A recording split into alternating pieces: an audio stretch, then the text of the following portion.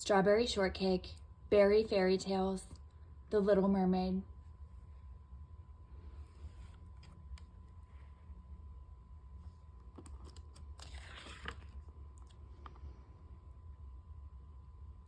Berry Fairy Tales, The Little Mermaid by Megan E. Bryant. Once upon a time, Strawberry Shortcake and her friends spent the day at Seaberry Beach. Sometimes I think Seaberry Beach is the very best place in the whole wide world, Strawberry exclaimed. I wish I could stay here all the time. What about your berry patch? Asked Orange Blossom. Strawberries can't grow in the sand. And wouldn't you miss Strawberry Land? Added Blueberry Muffin. Well, sure, Strawberry replied, but Seaberry Beach has soft, sandy beaches and pretty tropical flowers and seashells that sound like the ocean.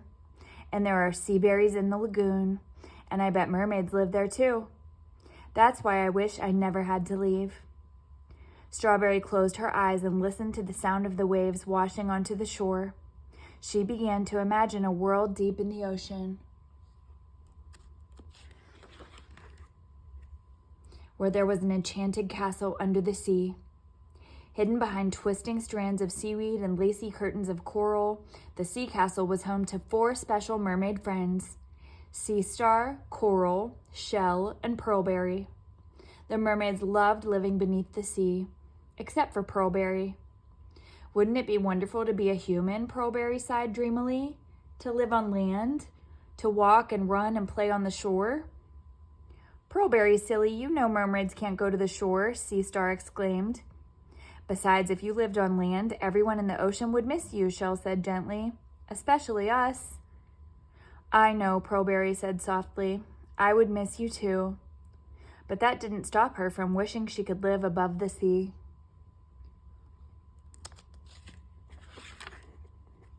One summer evening, just after the sun had set, a shadow crossed the ocean floor. Pearlberry looked up as a small boat passed overhead. I've always wanted to swim beside a boat, exclaimed Pearlberry. With a flick of her tail, Pearlberry swam up to the boat. In the glow of the full moon, she saw a boy standing on the deck playing a pipe. How beautiful, Pearlberry whispered as she hid in the shadows of clouds crossing the sky. Suddenly, a bolt of lightning ripped through the night. Thunder crashed as large raindrops pelted the choppy sea. It was a summer squall. A giant wave smashed into the boat, splintering it into hundreds of pieces. The boy was thrown into the sea.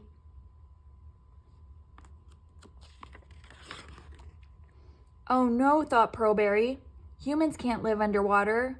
The boy will drown unless I can save him. Pearlberry swam to the boy as quickly as she could and hooked her arm around his chest. The rough waves made swimming difficult even for Pearlberry, but soon she was able to drag the boy onto the sand. Are you alive? Pearlberry whispered. Please be alive. A girl came running down the shore crying, Huckleberry, Huckleberry. The boy coughed and gasped for air just as Pearlberry slipped behind a rock. She watched as the boy, Huckleberry, slowly sat up. She was very proud to have saved him, and now she wanted to stay on land more than she had ever had before. I wish I could be a human, Pearlberry said sadly as a sob caught in her throat. I don't want to go under the sea ever again. Then a small, shimmering light caught Pearlberry's eye. You don't have to go back, a tiny voice said. It was a berry fairy. What do you mean? Asked Pearlberry. You saved the life of a human tonight, the berry fairy replied. You are entitled to one wish, but only one wish. Be certain that your heart truly desires it, for once the wish is granted, it cannot be undone. I know exactly what I want, Pearlberry exclaimed. I want to live on land like a human.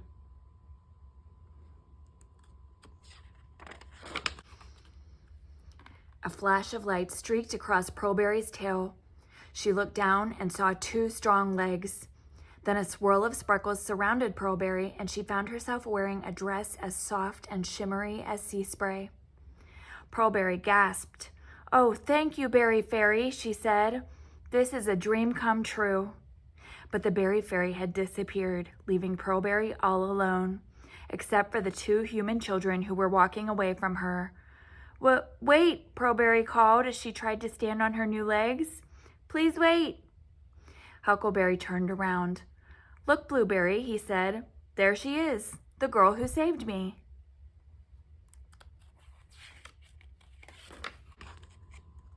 Huckleberry and Blueberry ran to Pearlberry. I thought you said a mermaid saved you, teased Blueberry. I must have imagined it, Huckleberry replied, shaking his head. He turned to Pearlberry. You're a great swimmer. I'm Prince Huckleberry, and this is my sister, Princess Blueberry. What's your name? I'm Pearlberry, she replied. And you're a hero, exclaimed Princess Blueberry. You must come with us to the castle. You saved the prince's life. Pearlberry smiled at her new friends. Is it far? She asked shyly. I'm a little shaky on my feet. Don't worry, Prince Huckleberry replied as he took Pearlberry's arm. We can help you. That's what friends are for, after all.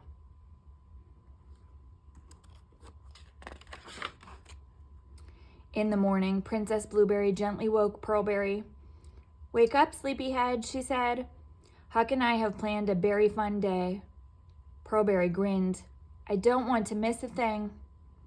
Princess Blueberry and Prince Huckleberry introduced Pearlberry to the pretty ponies in the castle stable, and then taught her how to ride one. The 3 friends galloped out to a meadow of clover and wildflowers, where they had a picnic of sandwiches, strawberries, and tea cakes. Pearlberry couldn't wait to try each new food. This is wonderful, Pearlberry thought happily. Being on land is even better than I dreamed it would be. Pearlberry listened to all the new sounds around her, the wind blowing through the grass, the birds twittering in the trees, and the ponies gently whinnying. But beneath it all, there was something she had been hearing for her whole life, the familiar song of the waves crashing on the shore.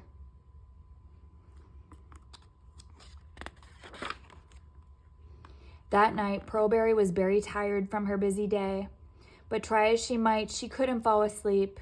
The sounds of the sea rang in her ears. Pearlberry slipped out of bed and tiptoed onto the balcony. Suddenly, she longed for her home in the ocean. What have I done? She asked as a tear slipped down her face. I didn't even get to say goodbye to my friends, and now I can never go back. Then Pearlberry remembered something. Prince Huckleberry had said she was a great swimmer. I've spent my whole life swimming, Pearlberry said firmly. Surely I can swim to see my friends once more. Pearlberry ran to the shore and dove into the ocean. She kicked and kicked her legs, but it was not the same as swimming with her powerful mermaid tail. The farther Pearlberry swam, the rougher the waves became. Help! She cried as a wave crashed over her head. I'm sinking!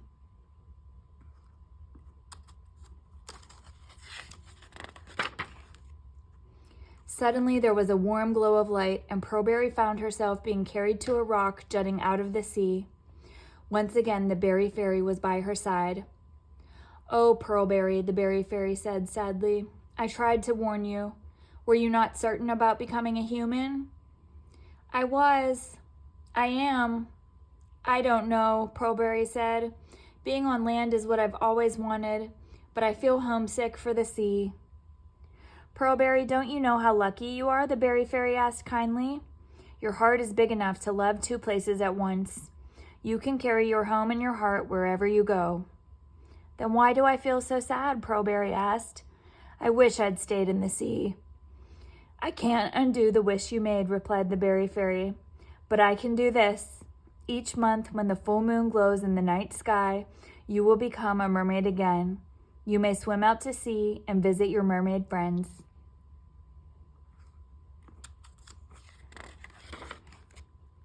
And so it was. Pearlberry stayed on the shore where she lived in the castle with Prince Huckleberry and Princess Blueberry. Each day, the 3 friends explored the meadows and the woods. They danced and skipped and played, enjoying all the wonders of the land. But once a month, when the reflection of the full moon gleamed like a pearl on the sea, Pearlberry slipped back into the water. With her strong tail and shiny fins, the little mermaid returned once more to visit her home beneath the sea. Strawberry Shortcake wiggled her toes in the warm sand as she watched the setting sun sink lower in the sky. "Come on, everybody," she called out. "It's getting late. Time to go home." "Aw, come on, Strawberry," said Huck. "Let's stay for just a few more minutes." "Yeah," added Angel Cake. "Besides, I thought you wanted to stay at Seaberry Beach forever." Strawberry grinned at her friends. "Not if that means leaving my home and all of you," she replied. "We can come back and visit Seaberry Beach another day." That's exactly what they did, and they lived happily ever after.